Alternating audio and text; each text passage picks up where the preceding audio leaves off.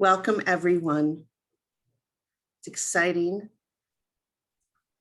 for our second annual Missouri Grade Level Reading Conference 2021. My name is Lisa Greening, and I am the project director of Turn the Page STL. And joining us today is the new director of Turn the Page KC, Kristen Drudge. Am I saying that right? Oops, you're very muted. close. Thank you. It's Kristen Droege, and thank you. I'm happy to be here. Great. Many of you, want to know a little bit more about Turn the Page KC and Turn the Page STL. Turn the Page KC and Turn the Page STL are the two chapters of the Campaign for Grade Level Reading here in St. Louis, here in Missouri. What's the National Campaign for Grade Level Reading? It is out of the Annie E. Casey Foundation. It's a framework, and it's a research-based program, I should say, that looks at how can we improve third grade reading proficiency rates across the country, and what are the factors that lead to a child not reading proficiently. And we, throughout the communities, there's about over 200 chapters across the country, all look through the lens of what makes our community stronger. So what they're doing at Turn the Page KC is just a little bit different than what we're doing at Turn the Page STL, but we all have the same framework and we all have the same North Star. So I'm going to move on here to a few housekeeping details. I see all of you coming in, and I want to welcome you. And I want to say, please say hi in the chat box. We want to know who we're talking with. This is a webinar, so you will be getting a copy of this after the event, along with the slide deck for you to share with your colleagues. And this is being recorded. You are muted throughout the presentation, but feel free to ask questions in the chat box during the presentation. Kristen, who I introduced with Turn the Page KC, will be monitoring that chat box. Along with, I just want to big shout out to Mike English, who has been my colleague for years as the now former director of Turn the Page KC, who is on to bigger and can't be better things than the work that we're doing. After the presentation, you can unmute yourself and you can ask any questions. And what we really want you to do is sit back, enjoy, and be inspired, because it's all about our kids. And it's about our kids in Missouri, and it's about one of the key factors to third grade reading proficiency, which is having quality early child care experiences. That piece of kindergarten readiness that is essential for setting up a kid to be successful in school and reading is the most important factor. I am really honored to introduce our first presenter today, Dr. Pam Thomas. She is the Assistant Commissioner of the Office of Childhood at the Missouri Department of Elementary and Secondary Education. Boy, Pam, things are really exciting that's happening here in the state for early childhood. This new Office of Childhood is responsible for administering nearly all state-funded childhood programs, including home visiting, parent education, early intervention, childcare, and after-school programs. The office also administers several federal grants, including the Child Care and Development Fund, the Preschool Development Grant Birth to 5, and Early Childhood Comprehensive Systems. Pam has over 17 years of experience in early childhood as an in-home provider, services coordinator, training consultant, state program coordinator, and grant administrator. She received her bachelor's degree in psychology from Culver Stockton College, a master's in school counseling from Truman State University, and a doctorate in educational leadership and policy analysis from the University of Missouri Columbia. Pam grew up in rural Northeast Missouri and moved to Jefferson City area in 2008 to work at DESE. Pam and her husband Dale have 4 grown sons. Welcome, Pam. And thank you so much for joining us. Good morning, everyone. Thank you, Lisa, for that great introduction. And thank you for inviting me here to share some of the important information about some key initiatives that we're doing here in the state of Missouri. So I'm Pam Thomas. I'm the Assistant Commissioner in the Office of Childhood here at DESE. And before I begin, much of the information that I share with you today is online here at the Early Connections website that you see on your screen. So if you're interested in getting updates or announcements, emails about webinars or other early childhood information, you can sign up on the website. Just go to earlyconnections.mo.gov and look for the big red button that says join our mailing list. If you click on that, we'll get you added to our list. So I think that's real important for information sharing. There's a lot of things going on here in the state office. So next slide, please. All right. All right, so a little background on what kind of got us to this place in the Office of Childhood. So in 2019, Missouri was awarded a 3-year grant that aimed to strengthen the early childhood system for increasing and strengthening our resources and our services for young children and families, and really looking at what's happening in that birth to age 5. There are 6 priority areas in this grant that's around strategic planning, family engagement, professional development, regional infrastructure, quality programs, and data systems. And they're really looking at how we can build a stronger system for early childhood. So the outcome of the grant is we want a more coordinated system in Missouri for how families and children can benefit from all these great services that we're doing. So next slide, please. The preschool development grant is what really catapulted us into the new Office of Childhood. So I'm sure many of you have heard about the new office. So I'm just going to give you a little glimpse at what that looks like.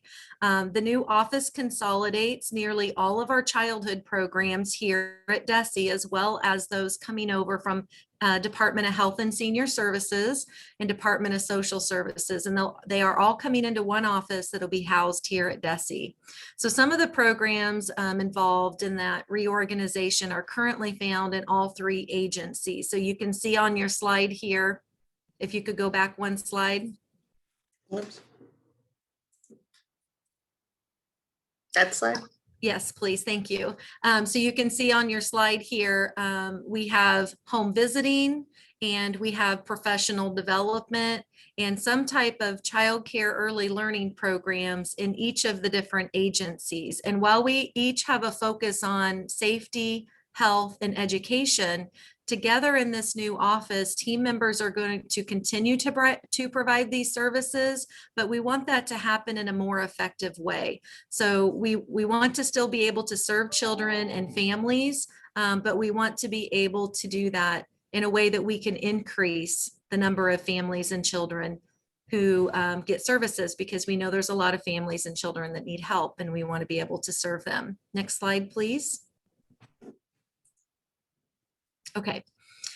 So as we are transitioning to the new Office of Childhood, our open day, our launch day is Monday, August 30th. So we are really busy right now, moving things around and getting ready for that. But we're also focusing on that North Star that we have, and that is how can we make it easier for families to find the services they need?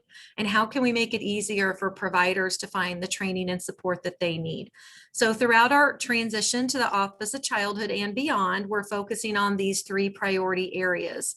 First, we want to maintain those essential services and supports to families and providers. So these are our services like childcare subsidy, home visits, after-school programs, developmental screenings. But we also know that we have limited resources.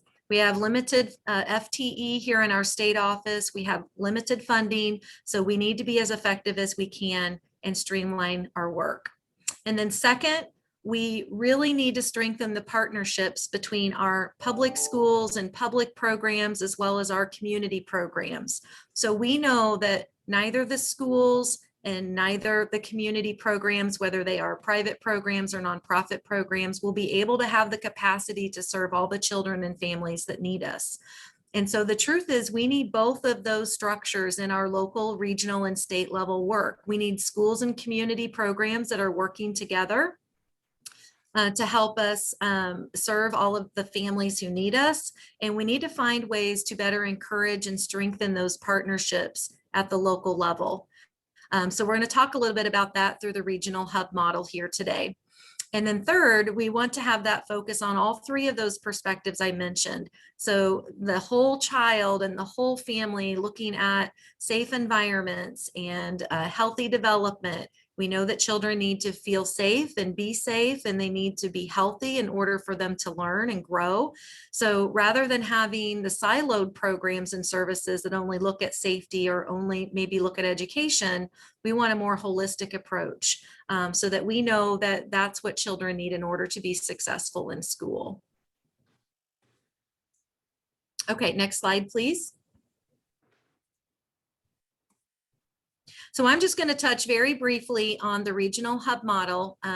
We've got some great presenters today going to share more detail what that looks like at the local and community level. But the regional hub model is, again, a great example of how we can not just only operationalize what that looks like in a community partnership way, but those three priority areas I just talked about really come to life in the regional hub model. We're able to use those limited resources more effectively when we have a systems approach to helping families. We're able to create those partnerships when we bring schools and community leaders together in a certain part of the state. And then we're also focused on what the family needs and how we can provide information to them that's in a family-centered manner that meets them where they are. So the regional hub model is really about making it easier for families to find the services that they need and figure out what is the best fit for families, and taking that family and child-centric mentality or that perspective into our conversations with families. So I really think that's important. And it's important for us to truly listen to what families are telling us. Some families may just need a little bit of information and they're good to go. Other families need more intensive services in order to be successful. Some families really want to have a home setting. Others want to have their child in more of a center-based program. And so really listening to what families need and recognizing the differences in the strengths and needs of families and providing those supports according to what they need. And we know we have very diverse families and very diverse needs. So the services that we provide to them need to be able to be diverse and meet their needs as well. Okay, next slide, please. Okay, so again, just looking at from a high level what that regional hub is intended to do. And that is our ultimate goal in serving children and families is we want them to make sure that their child is ready for school. So school readiness and really focusing on building on the strengths of that child and family is an important part or overarching goal of the regional hub model. And there's a lot of different activities or those smaller goals that are needed in order to get to school readiness. So a couple of those on your slide here talk about aligning the administrative activities. And that is really important because families access information in different ways, and they want to have participation in early childhood programs in different ways. So whether a family's calling in on a phone number or they are reaching information on the website, how can we make that simple and streamlined in those types of activities so that we are providing the best services we can, in whichever program the family needs. Another key activity is coordinating the outreach and awareness activities. This is something that happens especially in those at the community level, but also here at the state level, how we can centralize some of our messaging and our outreach activities so that we are supporting the communities and supporting those early childhood programs. So we also know one of the strengths in the state of Missouri is a regional approach to services. So that regional presence, the things that our community leaders are doing in the regional hub model is really important for the families getting access into that information and what's available for them. Okay, next slide, please. I'm just going to give you kind of a quick look at what that, when we say regional hub model, what do we mean as far as how that rolls out? So to help us organize the process of establishing hubs, we've started a 3-step process that really builds on how implementation and initiating a new project works. And as if you're familiar with the preschool development grant, this was something that was laid out in 2019 when we were applying for that grant. So the first phase is hub readiness, and these are the things that our communities are doing right now. You'll hear more about that in just a minute. And we're looking at how do we engage all the partners, who's in this early childhood system, how do we strengthen what the importance of early childhood looks like at that community level. And the hub readiness level includes those community leaders for schools and for community programs, as well as the development of a leadership team and other stakeholders that can help coordinate early childhood. And that leadership team and stakeholders is really important to make sure that we get a good representation of what's available in that community. The second stage is startup stage, and this is where some of the logistics about being a hub come into play. At this level, we'll be working on leaders in a particular community to talk about strategies and how to put a hub in place in their community that's going to help coordinate those administrative activities like the phone calls and outreach, as well as enrollment and sharing resources. This level is really the basics of who and when and how and why. So getting all of that lined up. And then the third stage is the actual implementation. So this is where the hub begins to interact and engage with families as they're referred within that community. Maybe they're moving into that community, or they have adopted a child, or whatever that looks like for their child and family in that community. So at this stage is where we really start responding to families and coordinating that activity and just bringing the regional hub model to life, I guess you could say. Next slide, please. All right, so I just wanted to leave a moment while we transition here from kind of that state level to the regional level to see if anyone had questions for me specifically about the Office of Childhood. And always you can contact us at earlylearning@desi.mo.gov if you think of something afterwards, and we'd be happy to find you an answer. Do we have any questions in the chat box? We sure do. And I'm excited to see that State Senator Jill Shoup asked the first question, which is exciting because what it means to Missourians is that our state government, legislative session, our state government is working alongside our Department of Elementary and Secondary Education. And I'm thrilled about that. Jill writes, thank you, Pam, for your work. You have spoken about children and families who need your services. How do you determine who needs you? Oh, that's a great question, Isn't Senator. that great? Yeah, that is a really great question. Well, thank you for that.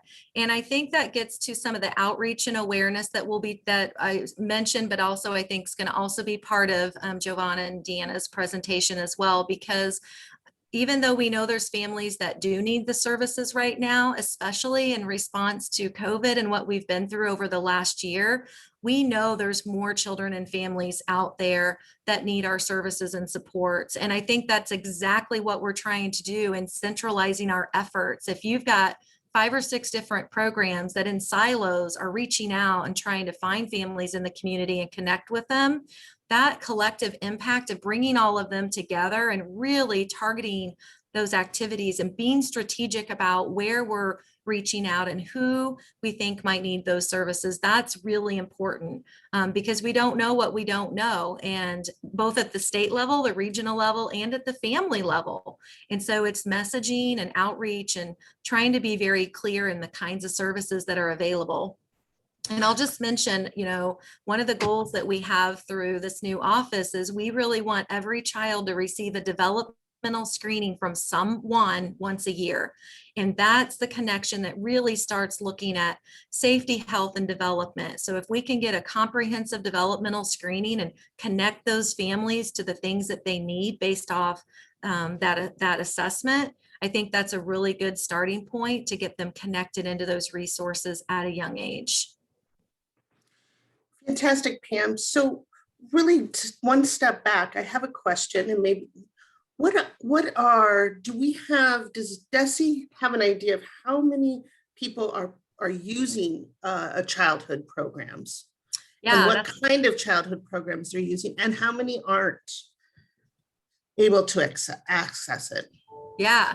So Lisa, you're going to get me off on data, and those folks that know me know I like to talk about the data and the measurement. So Lisa, that is another great question, because that is a challenge that we have right now in our programs that are federally and state funded. We can tell you through programs through Department of Health and Senior Services and through Department of Social Services individually, as well as here at our department, how many children are receiving services from the programs that we collect that basic information to be able to count the number of children and families. But we don't know what that looks like in the other programs. And we don't know if there are the same families and children receiving services, or if it's different children and families receiving services. And so I think it's really hard for us, again, to know where to put those efforts and where to put that outreach if we're not sure who we are reaching. I can tell you through our preschool development grant, we were able to find one of the things we had to write is how many children we're serving, and we were able to find all of those. It's figure 2 in the grant if anyone is interested, and we could count them and we could tell you how many, but it's a duplicate count. We can't tell you unduplicated how many children and families we're reaching, and that becomes a challenge when we're trying to measure the impact we're having. So that is one of the goals of bringing together these programs in the new office under one department. We'll be able to provide unduplicated counts and really get to where we need to serve those underserved areas in our state and reach those that maybe haven't been able to have access to services yet. Fantastic. Well, sad, but we'll get there. We're going to get We will there. get there. We will get there. We have 4 more questions. Okay. Julie McGaffey, who is with Hilltop, I know her Julie. well and was really part of piloting of our quality assurance. I don't know what you called it. Quality assurance report pilot. Which was something else we could talk about. But she says on the slide that shows what each department, DSS, DHSS, and DESE is working on, can you talk about how each is involved? Example, home visiting is in each category. So what does that look like? Yeah, that's a great question. We do have home visiting in each of the 3 different agencies, and the purpose of the home visiting and the eligibility for services looks a little different. So I think sometimes on the surface that could look as if we are truly duplicating that service, but we are spending some deep dives with team members to line those programs up and look at what qualifies you for this, what qualifies you for this. Is there overlap in that criteria, or is it complementary to one another? And that's our goal with the home visiting, with professional development, with our early learning programs, is if we can get those in more of a continuum for early childhood. So if you know, instead of maybe overlapping and stepping on toes, if we can get a continuum so that we can identify where, if we have gaps, let's fill them by making that a seamless process. So we can have families, and we hear this a lot. I'm sure you guys do at the local level as well. I don't qualify for this. I don't qualify for that. And I don't qualify for this. And we call that gaps, because we have families that have needs that we can't make a fit for them in a program that to match those needs. And so we want to eliminate those gaps. And we can only do that when we get everybody together and start lining out what those different criteria are for programs. So it's not that we're taking anything away, we're just being more strategic and more efficient with what we're able to provide. And there's probably overlaps and there's probably gaps, and we'll sort through them and make sure that families can find a place to go to get the services they need for their child. That's what it's all about. It's streamlining and creating better supports rather than being in various different places. Aquiwa, if I said that correctly, asks, what discussion is being had about general proactive parent education as a means to equip parents to create and maintain a home environment that supports academic success? Yeah, that's another, you guys are just on it today on this Wednesday morning. That's another great question. And that does tie to what I just mentioned with home visiting in particular, because developmental screening and parent education is part of all of those home visiting programs. And so, as many of you know, our Missouri Parents as Teachers program through our school districts. We have a statute that requires us to provide those services available in every school district. And we have families that would like those services. And it is a little bit more of a universal approach as that entry door for families to be able to find parent information, parenting strategies and skills. But we have families there even that we're not able to serve because we don't have that capacity. So that sorting out of those programs and really making sure that the parent education and developmental screening is consistent across those programs. So as they come into one program and they receive that service and they have that foundation that they need for their child and family.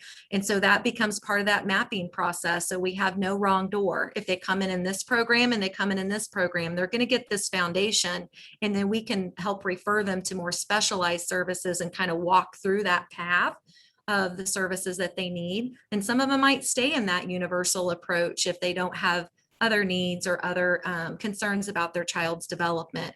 But I'll share the story real quick. When my third son was born, he had to go to the NICU. And so as a mom who'd had two sons, you wouldn't think that I would need to have extra parent education or extra help dealing with my child that was born premature, but I did. And so that's a good example of the need to still have that universal approach and then help them move through the programs to help them get more intensive services. But I didn't really need to go any further. I just needed a little bit of support at that universal level, and then I was good to go. But recognizing families are different and the needs they have and the information they have, I think is just really critical for this new office. Very exciting. Oh, okay. So the question is, and I know, Pam, but I are got you a few saying minutes. I'm good. Yeah, because I want you to say some closing remarks too. Okay. Another question is, are you saying that parents as teacher is the point of contact for parent education in general for the hub? I'm not sure. I'll clarify that just a little bit, and then I'll see if Jovanna and Deanna want to take a little deeper dive in at the local level. So to clarify, the hub is not providing direct services to children and families. So when we talked about coordinating the outreach and coordinating the administrative activities, it's really those types of referrals and resources and supports that's happening for all of the programs across the early childhood system. So that's kind of that universal information place, but not providing direct services. So if there is a need for a developmental screening, or if there is a need for an evaluation, if their child has a disability or a medical condition, that would go to the appropriate program. So when I use the word hub, I'm really thinking about that administrative hub, and we're getting families to the direct services they need, but the hub won't provide that service themselves. Great. Do you have any closing remarks, Pam?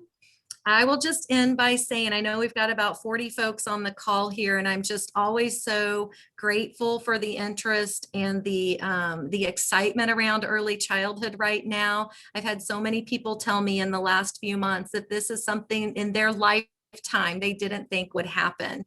And so all of you that are participating today have a piece of this excitement, and you have a piece of where we're going in the future.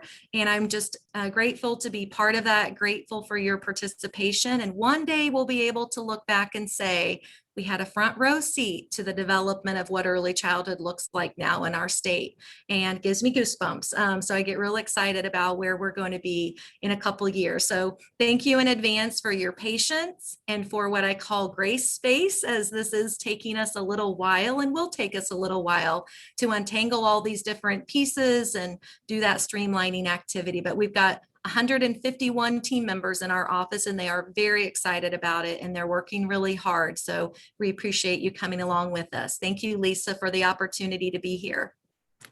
Thank you, Pam, so much for being here. And it's exciting. And I can't tell you how much the great resources that are on Early Connections. So please do look at it, bookmark it, and go back to it. And it's great to share with your families that you're working with.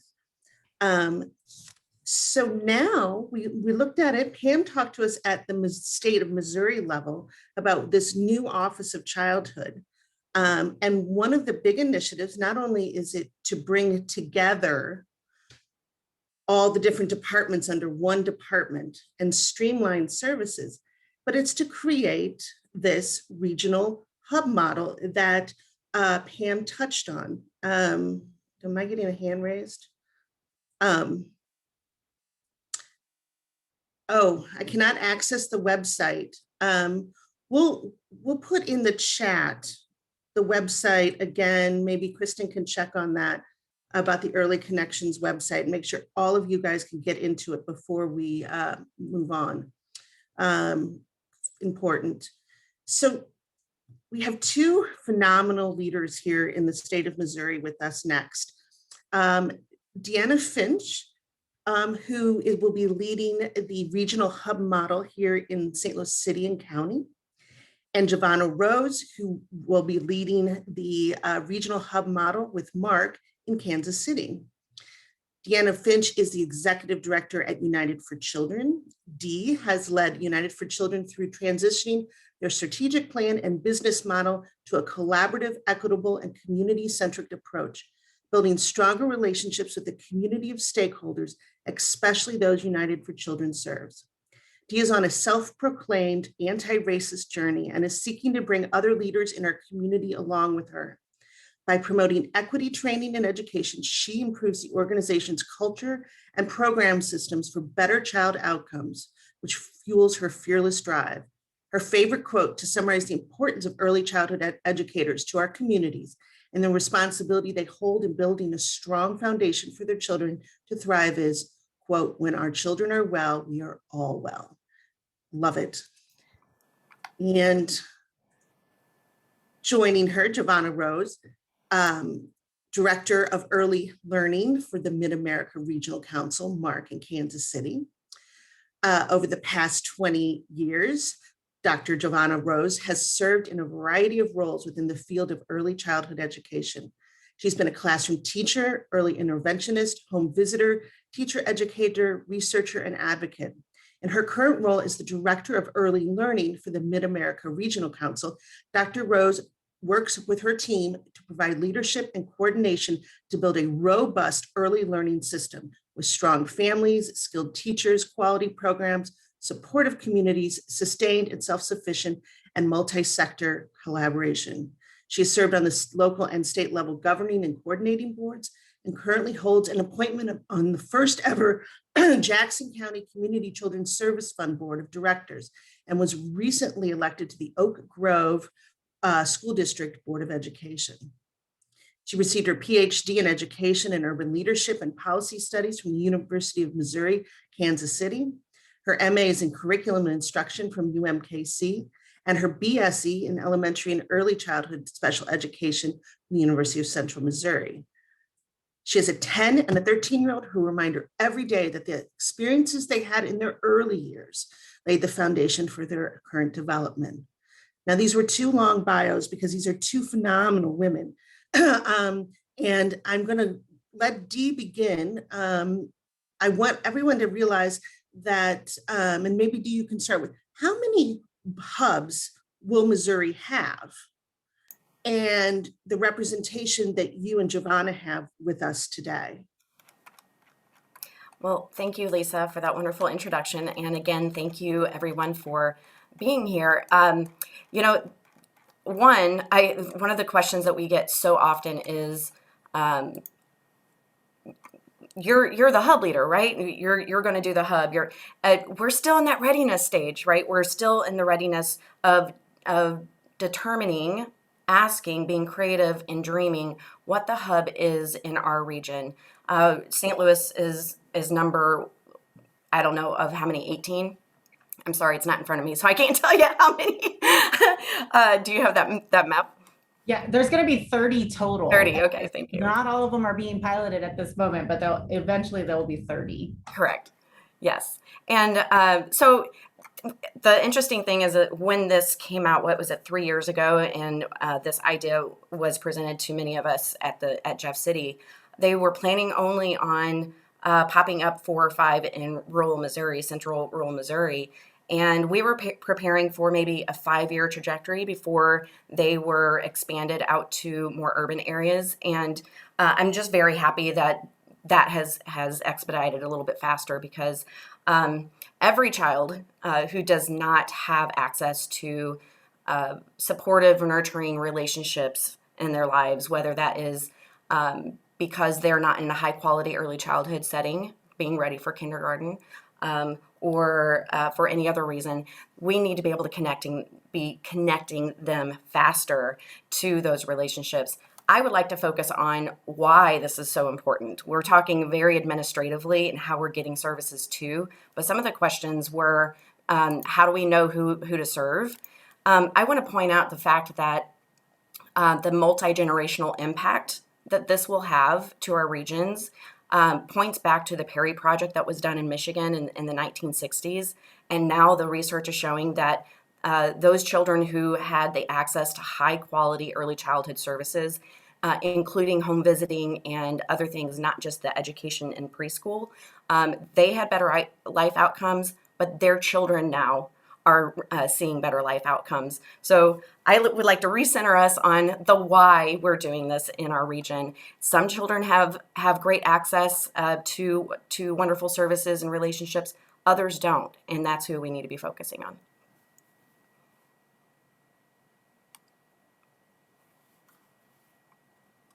So I love visuals because we can talk all day, but once you get a picture in front of me, then I can be a little bit more specific. So especially, and I'm only going to talk about St. Louis.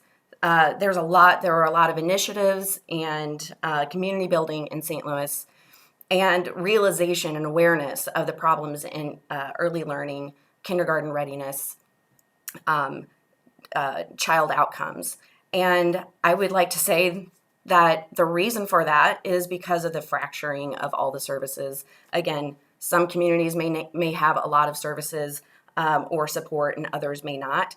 And this is a mechanism to be able to bring all of that together. That's the graphic is perfect, pointing in multiple directions and focused in one area.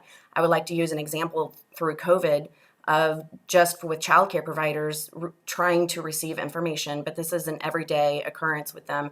There's so much information coming from so many different service providers, the different offices at the state, and they don't know which one to trust. They don't know which one to go to all the time. And this can be one coordinated effort of communicating what is going on from the state and in the local region. Parent communication was one of the questions too. Parent education and communication is huge. I know that I have a 22-year-old, and I was very young whenever I had my son, and from an undereducated family. If I thought that when he turned 4 or 5, then we start talking about what kindergarten looks like. If we can start sooner than that, as soon as a child is born, and start educating our parents to understand what is required of a child once they step into kindergarten, what skills they need, what other assessments and screenings can they have before kindergarten starts, the better off our children are going to be. St. Louis specifically, the research shows that children are 61% higher in social emotional delays than the national average.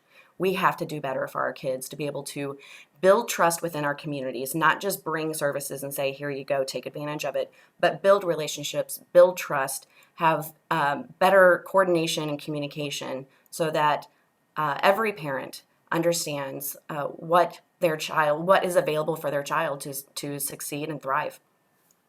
Next slide.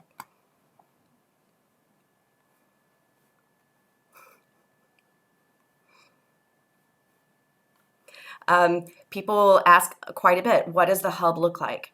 Again, the goal is to ensure that all families have the knowledge and resources to make informed decisions about the safety, health, and education of young children. And there will be 3 main ways to access that. What does that look like in St. Louis?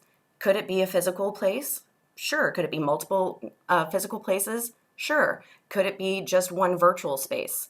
Possibly. But we, United for Children, are not determining that, because we are proactively reaching out to the communities to all communities, to school districts, to every service provider, doing service mapping, resource mapping, to determine what is really needed. We do not want to go into this saying that we know all things. We have to mobilize the community that we're serving. Next slide.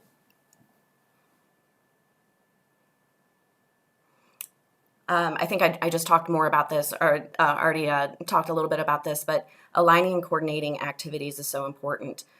Again, a lot of different entry points and ways to access information and services, but we need to keep building trust so that families are less burdened by the many options, and we need to line that better.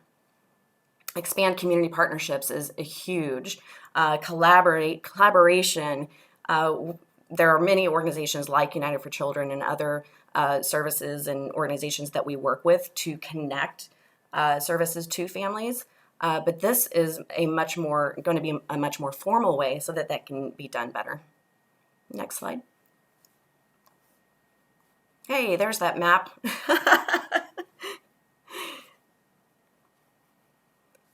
Jovanna, do you know which ones are active now or waiting? All the ones that are a solid color are active and in the pilot phase. And then the ones that are just the white, like 1, 2, 5, 6, 7, those are not yet in the pilot phase.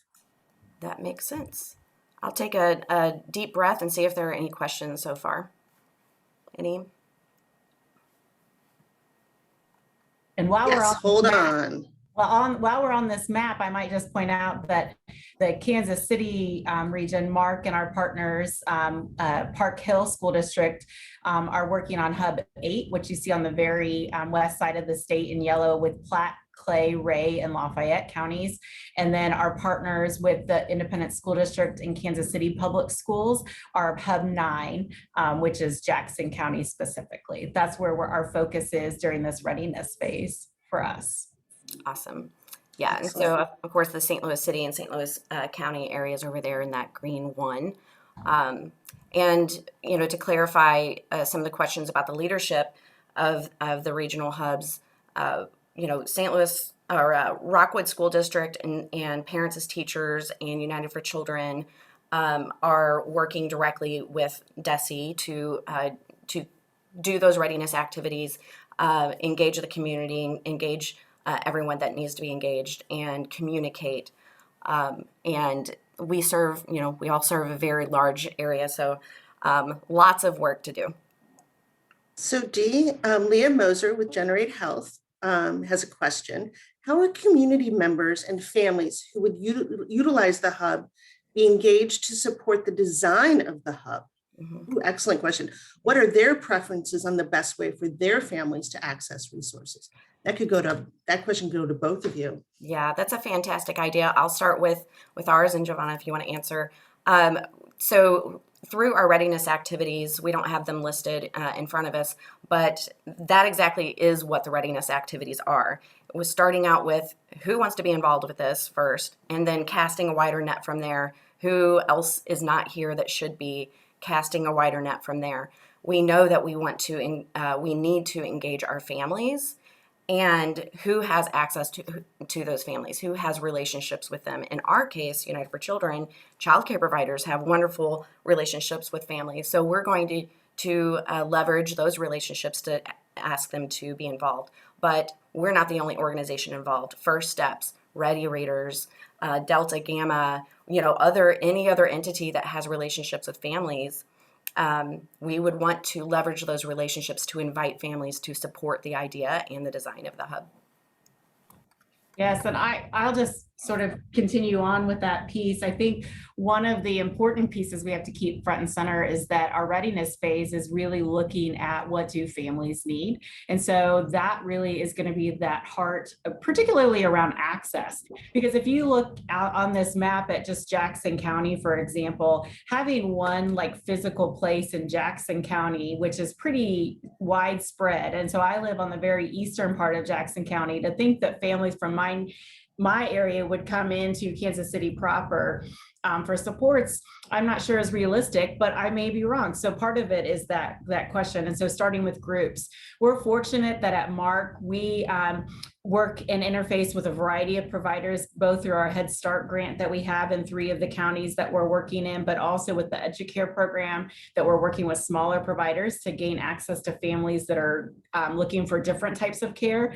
The other thing that we have is just around our Parent Leadership Training Institute. We have some cohorts that have gone through that over the last 3 years that are really great about bringing others along. And so that is always going to be our ask of families that are engaged at the first level, is to who can you bring with you next time? And then we can keep going from there. I always call it that snowball approach, which you use in research and qualitative research all the time. You start and then you continue to gather momentum and gather more voices.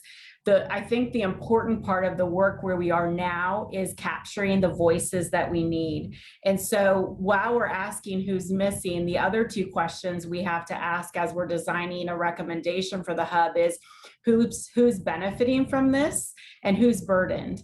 Because whatever we're setting up, those 3 questions are key. Who's benefiting, who's burdened, who's missing. And then as we're doing that, we're able to then continue to refine what we're hearing from families, and then what we're hearing from providers as well as other support agencies about how do we continue to bridge the gaps that we're seeing, and make sure that families have access and knowledge of the programs that are out there as well.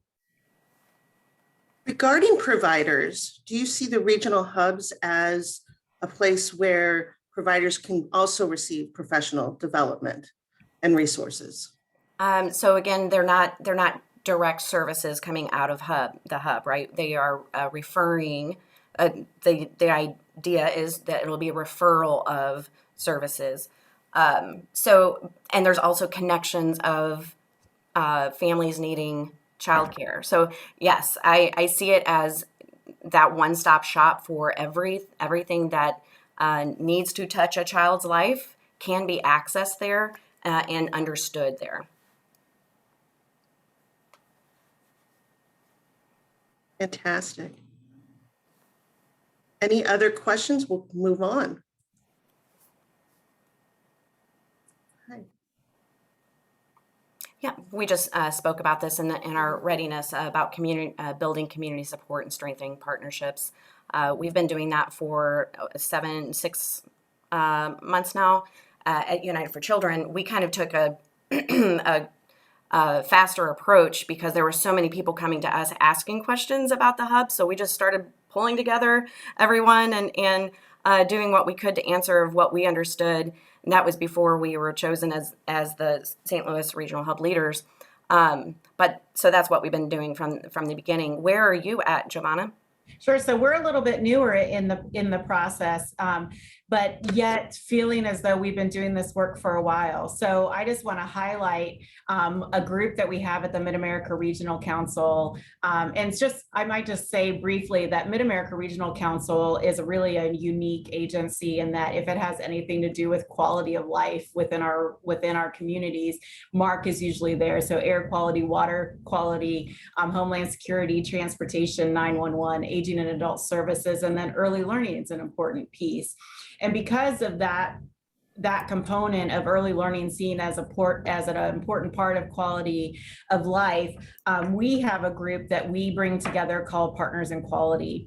And this group is actually made up of representation that we're asked to bring together as part of the hub. So home visitation, community-based providers, school districts, LEAs, so our charters, health, our ancillary services that are very important support, such as our libraries and our museums, are there. Funders come to that meeting, as well as because Region 7's office is here in the Kansas City area for ACF, we often have some representation.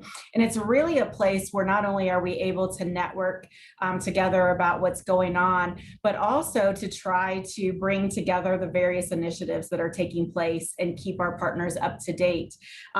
One thing that the hub is going to do for us is that it's going to really formalize an informal ad hoc approach to this work.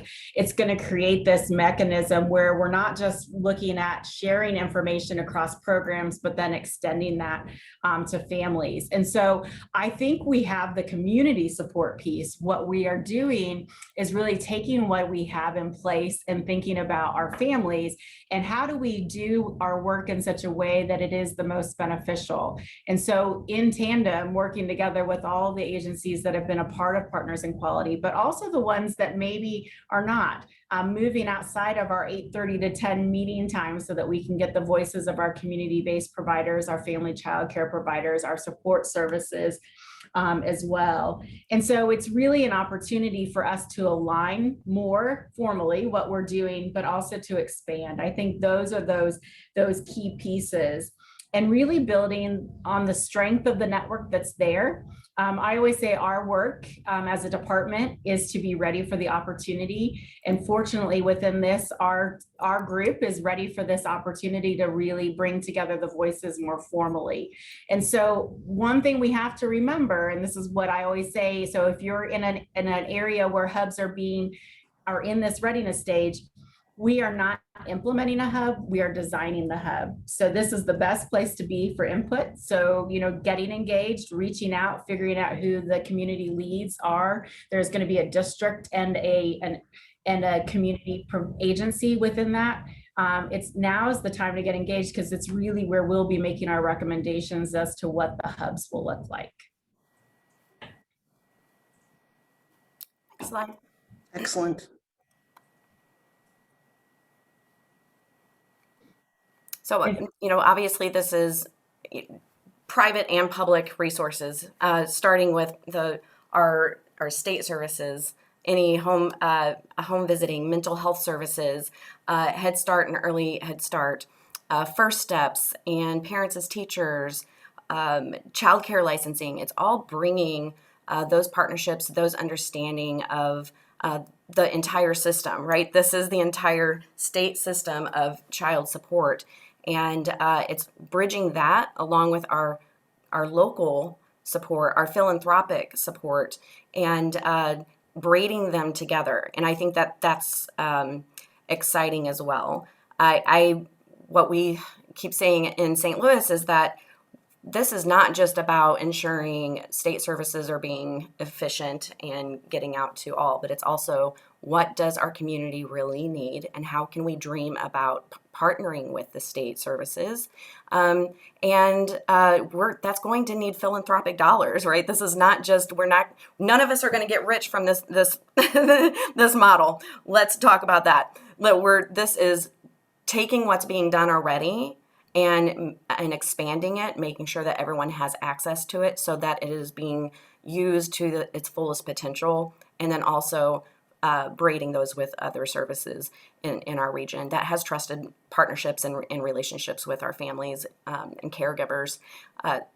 Jovanna, do you have any more insight in that? Yeah, what I'll say within this piece in particular, one of the activities that in the readiness phase is resource mapping.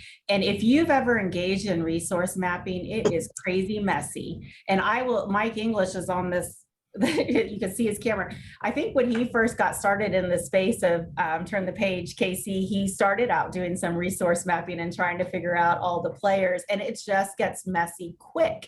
And so part of, I think, the luxury of being on this readiness phase is that we're able to spend a little bit of more targeted time on what types of services are there. And, we did our initial go round of just trying to get people to sort of brain dump, like, who do you know in these spaces, using the Padlet online where everybody can be typing in at the same time and providing contacts. Because one thing is to have the name of the agency, the other is to have the person that you can actually connect to get more information about what's going on. And so this part about partnerships, these are the big buckets. And so what we're doing then is saying, okay, within home visitation, what do we have in our community that is there? And it's an evergreen list so that we can continually update it. So when we get to then thinking about our public schools, well, that's a little bit easier to maintain, but what types of programs do they have? Not every public school has access to Head Start and Early Head Start. And so it sets us up to be able to do what I think is going to be one of the most important parts of work once the hubs are live, is that triage of families. I think the question earlier we had is, well, how do we know what families need? Part of it is, how do we set up a way that we can triage families? And I look at like the Head Start model for an example. There's a really specific criteria that families have to meet to qualify for Head Start. However, they could just be short of the income eligibility, but still qualify for a title or a subsidy slot somewhere. So how do you utilize hubs to make sure that, well, no, you don't qualify for this, but here's 2 other options. And oh, look, here's the programs that actually are accepting children at this time. Or if you need specific pediatric supports. And I think that's where the hub is going to be the most strong, is if we can get the most accurate resource mapping so that we can truly triage families and send them away with something that's going to be helpful and not just a pamphlet. And so that's really, I think, what the hub readiness phase is letting us do when Dee says to dream, is to think about what would be the ideal scenario for a family. They have this concern. How do we make sure they leave with something that they can access and feel is meeting their need as well? Right. What if they can pick up the phone and not be told no and call another number? They can call one person and they know exactly who they need to connect them to because of their situation. That's exciting in itself. Absolutely. Next slide. Very exciting. Very exciting. We're coming down to the end of our presentation, and I've learned such a great deal. I've had several people ask about sending out this PowerPoint, which we will do, and a recording of this webinar. One person said they couldn't even write as fast all the information that they were learning down. Why don't we end with how Jovanna and Deanna, how can our panelists get involved in this readiness process? Yeah, so I will say, if you're in the Kansas City area, I am your primary point of contact for getting engaged. We will be launching, we did a sort of a soft overview for our partners around what's going on, but we are going to start to do our focus groups and our reach out to start to gather information around the resource mapping and needs. Reach out. I think our contact information hopefully will be sent out as well. And there it is. And so if you are in Jackson, Clay, Platte, Ray, or Lafayette County, I will be your point of contact for that. If you're in another county and wonder, just reach out to me anyway, and we will figure it out. We will get you connected with where you need to be. So I am not the primary contact in the St. Louis Regional Hub. Lisa Zig is. However, you can always email me. My email is up there. And I put a link to a document that is our Community Hub packet that outlines all of the readiness activities, all of the staff that we are utilizing to do this work. And there's a link at the end of that packet that can sign yourself up to our next meetings. I will share all of that information after this event. I want to thank you, everyone, for attending. I want to thank my colleagues over on the other side of the state, Turn the Page KC. I want to thank also our supporters of Turn the Page STL. What is exciting to me also on this chat is this is the week of the National Grade Level Reading Conference. It is virtual again this year, but the founder and CEO of the National Grade Level Reading, Dr. Ralph Smith, has been listening to this webinar for the past hour. And I'm proud that Missouri is coming to the forefront to really take a stronger look at early childhood education and kindergarten readiness. Our state, by putting all of early childhood under the Department of DESE, it is telling the state that our children learn on day one. And that vision is going to lead our state in a great direction.